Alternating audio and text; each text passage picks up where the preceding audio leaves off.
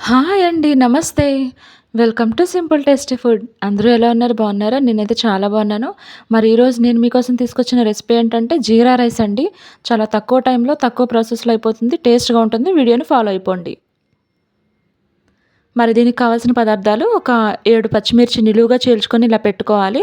And 2 స్పూన్ల జీలకర్ర, half cup తోటి బఠానీ, పచ్చి బఠానీ అండి. అండ్ కొంచెం అల్లం వెల్లుల్లి పేస్ట్, ఒక 6, 7 లవంగాలు అండ్ 2 బిర్యానీ ఆకులు. ఇప్పుడు మనం ఉడికించిన ఒక హాఫ్ కిలో రైస్‌లో సాల్ట్ వేసుకొని కలుపుకొని పక్కన పెట్టుకోవాలి. ఇప్పుడు వేరే ఒక బాండీలో 6 స్పూన్ల ఆయిల్ వేసుకోవాలండి. ఇంట్లో మనం రెడీ చేసుకున్న ఈ బిర్యానీ ఆకు, ఎండు లవంగాలు, ఒక దాల్చిన చెక్క కూడా వేయాలి దీంట్లో. వేసుకొని ఈ పచ్చిమిర్చి కూడా ఇలా వేసుకోవాలి.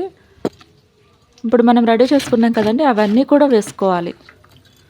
చూడండి, ఈ పచ్చి బఠానీ కూడా వేస్తున్నా నేను. ఇవి ఒక 2 మినిట్స్ ఇలా వేపుకున్న తర్వాత ఒక 2 స్పూన్లు జీలకర్ర కూడా వేసుకోవాలి. దీంట్లోనే అల్లం వెల్లుల్లి పేస్ట్ వేసుకోవాలి.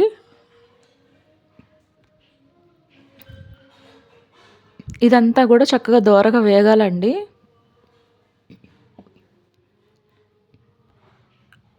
దీంట్లో గరం మసాలా పౌడర్ అండి ఇది. ఒక స్పూన్‌తో గరం మసాలా పౌడర్ వేసుకోవాలి.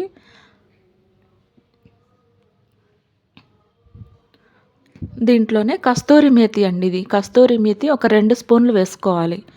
ఒకవేళ ఇది అవైలబుల్‌గా లేకపోతే కరివేపాకు ఉంటది కదండీ! కరివేపాకుని సన్నగా తరిగి వేసుకోవచ్చు.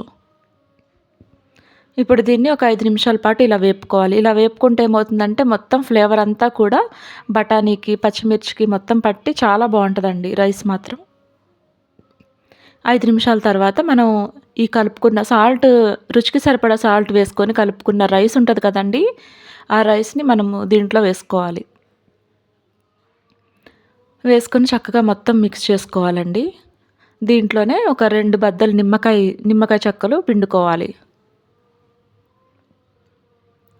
మీకు పులుపు అవసరం లేదనిపిస్తే మీరు ఈ నిమ్మకాయని అవాయిడ్ చేయండి. కానీ కొంచెం టేస్ట్ ఉంటదండి. నేనైతే ఈ లెమన్ వేస్తున్నాను.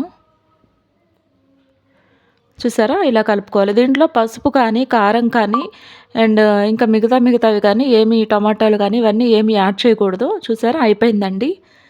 చాలా రుచిగా ఉంటుందండి. పిల్లలు కూడా చాలా బాగా ఇష్టపడతారు. త్వరగా అయిపోతుంది కూడా మనకి. అయిపోయిందండి. జీరా రైస్ రెడీ అయిపోయింది. మరి మీకు నచ్చిందా?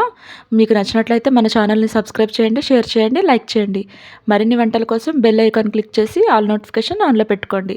మళ్ళీ ఇంకొక వంటకంతో మీ ముందుకొస్తాను. అంతవరకు వెళ్ళొస్తాను.